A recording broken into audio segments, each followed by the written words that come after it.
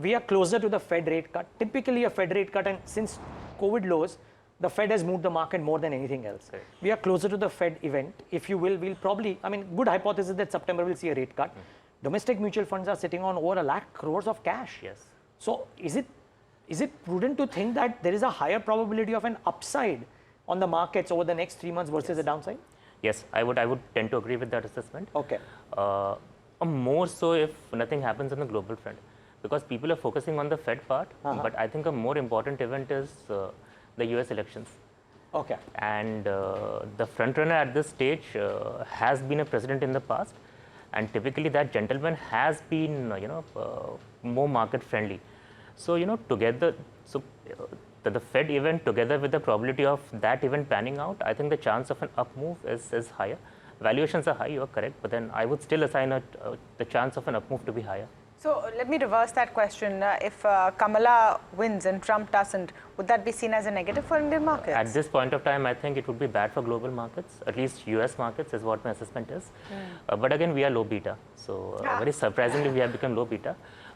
We definitely should not fall as much as what US does. Okay. Yes. I take that point of being low beta. One thing that we are quite sensitive and reactive to specifically on individual companies and stocks are earnings.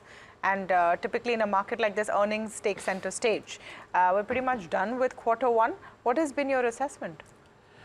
Not very great, to be very honest. But I think earnings in the present setup would be secondary, because if rates start coming off, that funding pressure would ease. So a lot of, even if let's say the earnings are going off by a few basis points here and there, would be more than compensated from the funding pressure, the release which corporates would get. In terms of what has, the good, bad and ugly, overall you're saying they haven't been that great. What has been the standout in terms of this was a miss? Can I pick up financials? Because the commentary has been consistently that deposit growth is a problem. There seems to be no change on the horizon which would, clear up that picture. See, my view is, and I've shared it multiple times, is that, there are some tax arbitrages between various options available to investors. So my favorite example is arbitrage funds, which get classified as equity taxation, but for all purpose they are debt funds, but they get taxed at very low rates. So till the time you have these kind of imbalances, the dice would be loaded a bit against the deposit sides. But I think deposits are a cause of concern in banks, but again it's easier to address. For example, addressing these imbalances are fairly on, but they have to come from the authorities. So it's not something which is in the hands of the banks, but yes. On lower net interest margins, raise your deposit rates.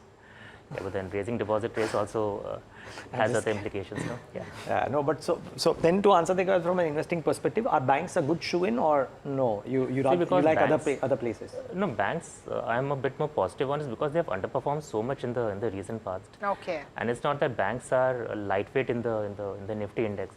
35-40%, if anywhere between 35 to 40% of the weight is banks, and the index has to move.